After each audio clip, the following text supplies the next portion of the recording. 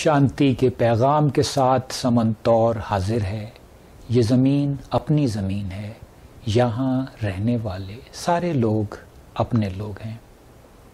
آج میں آپ کو غربت میں ڈوبنے کا طریقہ بتاؤں گا، یعنی کہ آپ غریب کیسے ہو سکتے ہیں.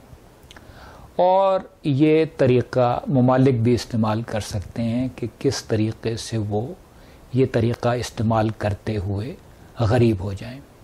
اور یقیناً کچھ دانا ایسے ہوں گے جو یہ تراکیب سن کر ان کا الٹ سوچ سکیں.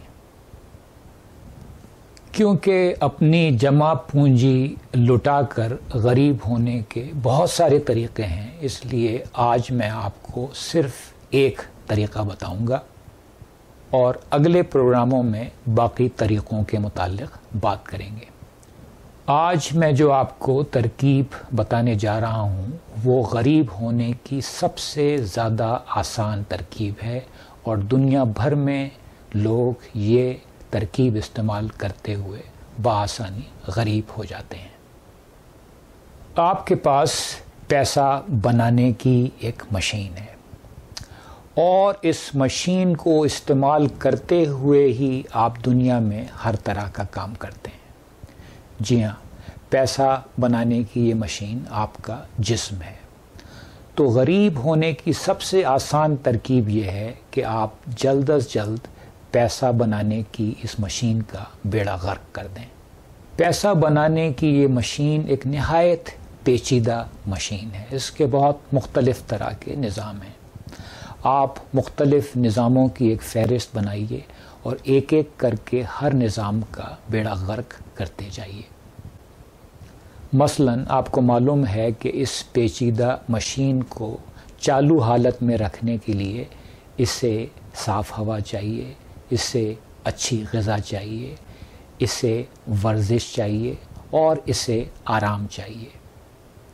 آپ ان میں سے کچھ اس مشین کو نہ دیں. آپ خوب سگریٹ پئیں، آپ چکنے کھانے کھائیں، آپ کسی قسم کی ورزش نہ کریں اور آپ آرام نہ کریں. بہت جلد یہ مشین تباہ و برباد ہو جائے گی، اور اس کے ساتھ آپ غریب سے غریب تر ہوتے جائیں گے. اور ملک کا جسم کیا ہوتا ہے؟ اس کے لوگ. تو کوئی بھی ملک غریب ہونے کے لیے یہ کر سکتا ہے کہ اپنے لوگوں کو کام کاج نہ کرنے دے، انہیں تعلیم نہ حاصل کرنے دے، انہیں بالکل بیکار رکھے. ملک کے اندر ایسا خلفشار ہو، انتشار ہو کہ لوگ آپس میں لڑ لڑ کر اپنا وقت ضائع کرتے رہیں. بہت جلد ایسا ملک غریب ملکوں کی فہرست میں پہنچ جائے گا. اور آخر میں کوئی بھی شخص جو روز عنقریب آنے والی اپنی موت کے بارے میں سوچتا ہے، کسی دوسرے شخص سے نفرت نہیں کر سکتا. ایک خوشگوار زندگی گزارنے کے لیے آپ بھی ایسے ہی سوچئے. زندگی رہی تو اگلے شو کے ذریعے آپ سے پھر ملاقات ہوگی.